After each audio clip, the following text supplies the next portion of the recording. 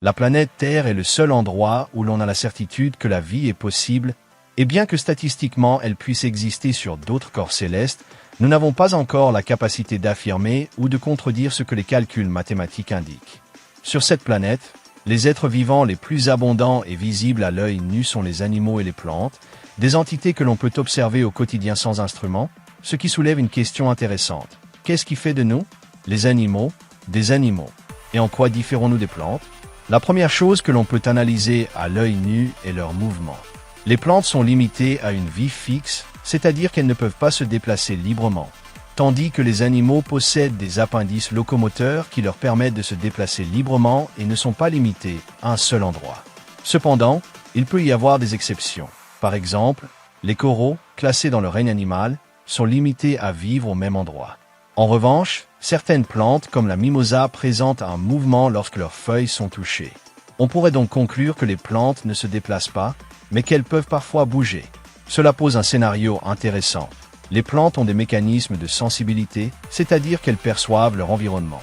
Ceci n'est pas régulé par un cerveau ou un système nerveux comme chez les animaux, mais par l'osmose des ions potassium, les mêmes ions qui permettent la contraction musculaire chez les animaux.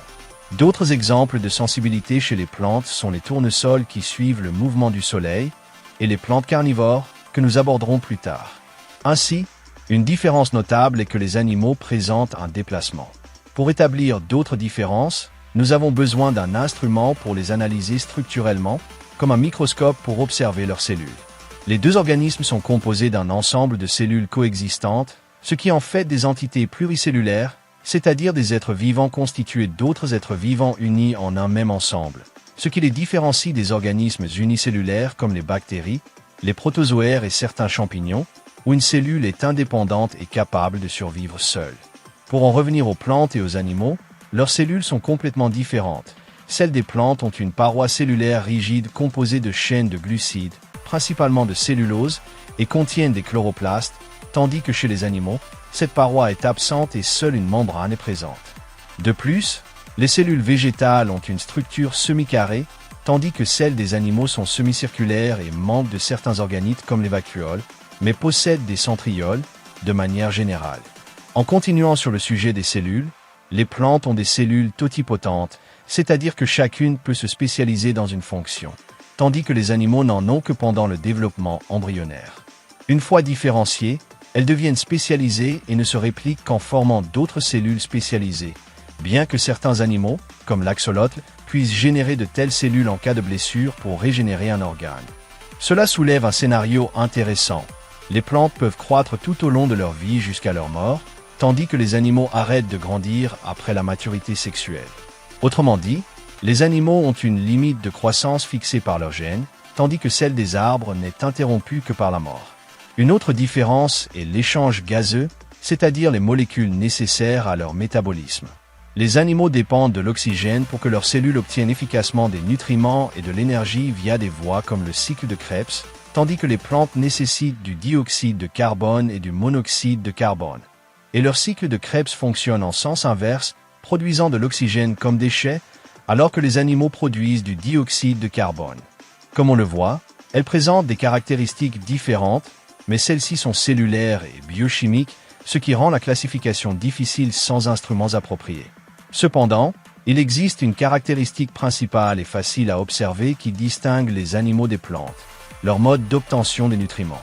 Les plantes sont des êtres autotrophes, c'est-à-dire qu'elles produisent leurs propres nutriments à partir de matières inorganiques comme l'azote, le sulfure d'hydrogène, le soufre élémentaire, l'ammonium, le fer ferreux, l'eau et d'autres composés simples qu'elles tirent du sol et qu'elles synthétisent à l'aide de la lumière solaire pour créer des composés plus complexes comme des glucides, dans une moindre mesure, des acides aminés, leur permettant de se reproduire et de préserver leur matériel génétique.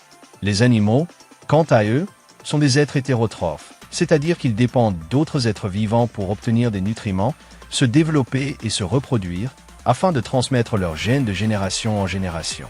Ces nutriments sont obtenus directement en consommant des plantes et d'autres animaux, créant ainsi une chaîne alimentaire où les plantes produisent des nutriments, sont consommés par les herbivores, qui sont à leur tour mangés par des prédateurs, et les restes sont consommés par des nécrophages qui se nourrissent de cadavres ou des saprophytes qui décomposent les matières organiques, formant la chaîne alimentaire bien connue. Les déchets, transformés par les bactéries et les champignons en composés simples, sont ensuite utilisés par les plantes. Cependant, certaines plantes, comme les plantes carnivores, brisent légèrement cette règle en consommant d'autres animaux pour compléter des nutriments qu'elles ne peuvent obtenir autrement. Mais elles dépendent toujours de matières inorganiques pour survivre. Ainsi, le mode d'obtention des nutriments reste la principale différence. Cela crée une boucle de rétroaction où les êtres vivants dépendent les uns des autres pour survivre, partageant de nombreuses similitudes, mais leur diversité permet de les classifier. Certaines abordées dans cette vidéo et d'autres effleurées. Voilà les différences entre les animaux et les plantes. J'espère que cette vidéo vous a plu. Si c'est le cas, likez et partagez-la pour faire connaître cette chaîne à plus de gens. Je vous laisse mes réseaux sociaux pour rester en contact et pour y faire les annonces concernant la chaîne. Si vous êtes nouveau, je vous invite à vous abonner et n'oubliez pas de laisser un commentaire ou une question qui vous serait venue. Merci beaucoup d'avoir regardé cette vidéo. À bientôt.